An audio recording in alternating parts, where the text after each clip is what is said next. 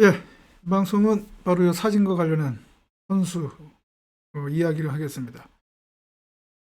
로저 페더러 선수죠. 예, 지금 이제 은퇴했지만 2022년에 은퇴를 했지만 뭐 역대 최고 테니스 남자 선수 중에 한 명으로 꼽히고 있습니다. 로저 페더러 선수. 무려 그랜드슬램 선수 생애 동안 그랜드슬램을 20개 타이틀을 갖고 그다음에 통산 ATP 투어 그 타이틀을 103개나 갖고 있는 그야말로 정말 고스, 고트 선수라고 얘기할 수가 있겠습니다. 근데 제가 오늘 얘기하고자 하는 것은 바로 이 페데러 선수가 아닌 바로 페데러 선수의 부인 미르카 미르카와 관련한 또 이야기가 되겠습니다. 이제 그 얘기를 하기 전에 보통 우리가 세간에 이런 말이 있죠. 남자는 여자를 잘 만나야 된다. 또 이런 말을 하면 또 이제 또 우리 여성분들은 조금 섭섭한 얘기일 수가 있는데 맞습니다. 지금은 여자도 남자를 또 잘 만나야 되고요. 그러니까 두 부부가 서로 잘 만나야 부부 생활뿐만 아니라 또 두 부부가 만약에 사회생활을 한다면 어떻게 보면 성공적인 그 사회생활도 해 나갈 수 있겠다 그런 생각이 듭니다. 이제 그런 얘기를 많이 하죠. 그만큼 이제 그 우리가 보통 이런 말도 많이 쓰잖아요. 가화만사성이라. 그러니까 집안이 좀 이렇게 평온하고 편해야 바깥에 남자든 여자든 바깥의 일에 또 집중할 수 있고 또 할 수 있는 것이죠. 그러니까 여자든 남자든 마찬가지입니다. 부부로서 서로 맞는 그런 또 서로의 어떤 그런 단점을 보충해주는 그리고 또 잘못된 어떤 길로 갈 때는 또 이렇게 그거를 막아서 옳은 길로 갈 수 있게끔 이렇게 인도해주는 그런 그 관계가 됐을 때에는 두 부부가 부부로서뿐만 아니라 서로 상대방에 대한 어떤 카운셀러, 조력자로서 그 역할을 할 수 있다라고 하는 것이죠. 바로 이 페더러의 그 부인 미르카가 바로 이 페더러 선수의 어떤 그 성공적인 그런 선수 생활을 할 수 있도록 그가 훌륭한 내조를 했다라고 하는 그런 얘기입니다. 이건 제가 뭐 개인적으로 하는 얘기가 아니고요. 바로 이 페데러 선수가 2022년 은퇴할 때 특별히 자기 안에 미르카 때문에 자기가 이렇게 성공적인 선수 생활을 마칠 수 있었다라고 얘기를 했습니다. 그리고 지금까지 많은 어떤 그런 인터뷰라든가 또 그런 뉴스에서 이 미르카 부인이 이 페데러 선수를 위해서 어떻게 보면 희생이라고 할까요? 내조를 그렇게 헌신적으로 해왔다는 것이 다 이렇게 평가를 받고 있습니다. 그래서 이 미르카 이 부인이 연상이죠. 3살 위입니다. 3살 위. 미르카 선수가 3살 위입니다. 연상입니다. 근데 이 두 선수의 그 뭐랄까요? 그 연애 스토리는 조금 재밌기도 하고 그렇습니다. 뭐냐면 이 두 선수가 이제 스위스 사람이거든요. 그리고 이 미르카 선수도 테니스 선수였습니다. 테니스 프로 선수까지 했었던 테니스 선수였었거든요. 이 둘이 어떻게 보면 연인으로서 처음 만나게 된 것은 언제이냐면 2000년 시드니 올림픽 때였습니다. 그때 2000년 시드니 올림픽 때 페데러 선수와 미르카 선수가 스위스 국가대표로 출전을 했었습니다. 스위스 국가대표. 그러니까 그때가 페데러 나이가 18살, 미르카 선수가 21살 나이였었습니다. 그런데 이 국가대표 훈련을 할 때 합숙을 했는데 그때 이제 합숙하면서 친해졌었죠.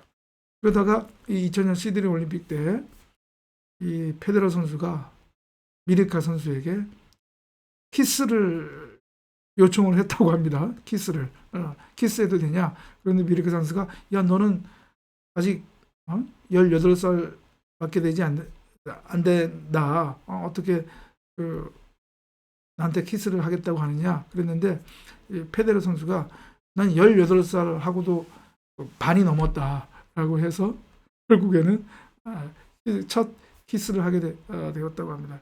그래서 이제 그때서부터 이제 연인 관계로 발전을 했죠.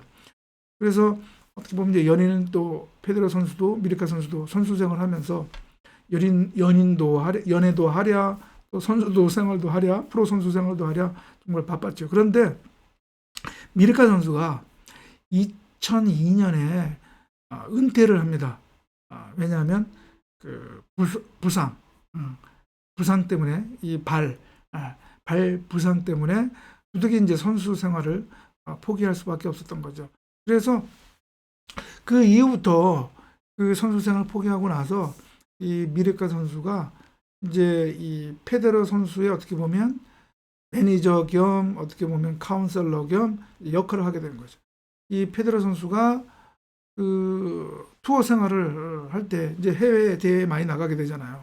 항상 같이 가서 어떻게 보면 사실상 이제 그 내조를 하게 되는 거죠. 그러니까 스위스 같은 경우에는 이제 그 그러니까 동거 생활을 하다가 나중에 이제 법적으로 결혼을 하게 되잖아요. 근데 그 전에 이제 동거를 하게 되는데 그러니까 사실상 어떻게 보면 이제 내조를 하게 되는 거죠.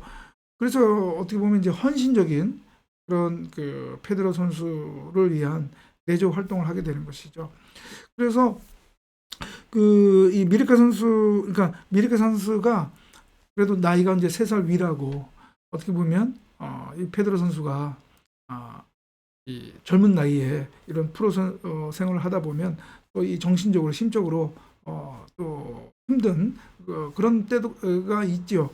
그래서 그때 이제 이 미르카 선수가 어떻게 보면 자신의 경험이라든가 그런 것에 바탕을 둬가지고 이러한 조언을 하고 이렇게 해서 심적으로 페데러 선수가 이런 안정감을 느끼게 한 것이죠. 이 미르카 선수가 이 부상을 당하는 것도 뭐냐면 나중에 이 페데러 선수가 얘기하기를 인터뷰에서 얘기하는데 이 미르카 선수의 그 부친이 이렇게 좀 훈련을 많이 시켰다고 합니다. 혹독하게. 그 페데러 선수 인터뷰 말에 의하면 뭐 하루에 뭐 몇 시간씩 그렇게 훈련을 했다고 시켰다고 해요. 그러니까 그 여파, 그 후유증이죠. 그래서 조기에 이제 그 2002년에 그러니까 뭐 24인가 24인가 그때 이제 일찍 조기 은퇴를 하게 된 것이죠. 그러니까 미르카 선수도 이제 그런 것 때문에 그런 어떤 자기의 어떤 그런 뼈아픈 경험의 그런 어떤 바탕을 해서 페데러 선수가 좀 더 여유를 갖고 훈련에서 여유를 갖고 무리하지 않게 이렇게 조언을 하고 또 코치의 역할도 했죠. 또 이렇게 코치를 했던 것입니다. 그래서 그 덕분에 이 페데러 선수가 일찍 그랜드슬램 타이틀을 따죠. 그래서 아마 22살인가 그때 2003 윈블던에서 남자 단식 타이틀을 땁니다. 어떻게 보면 이 미르카의 자기 여인이자 사실상의 아내인 미르카의 어떤 그런 내조 덕분이다 이렇게 얘기할 수가 있겠죠. 그래서 제가 그때 당시 사진을 한번 보여줄까요? 네, 바로 이 사진이 바로 2003년 윈블던에서 페데러 선수가 딱 단식을 땄을 때 바로 그 우승컵을 들고 이제 같이 사진을 찍었던 장면입니다. 그래서 페데러 선수가 2016년인가